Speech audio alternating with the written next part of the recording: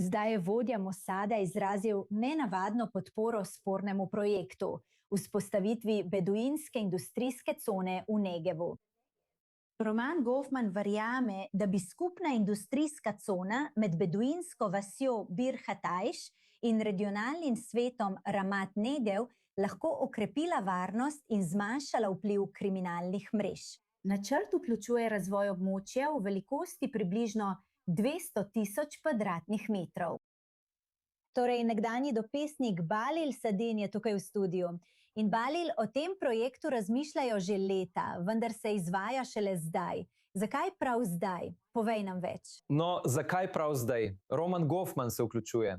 To je vprašanje, saj je, veste, malo verjetno, da bi se vodja Mosada, izraelske obveščevalne agencije, ukvarjal z nekatere regionalne zadeve tukaj. In seveda, ker je dejansko poveljeval eni od enot v izraelskih obrambnih silah na tem območju. Torej, on ve.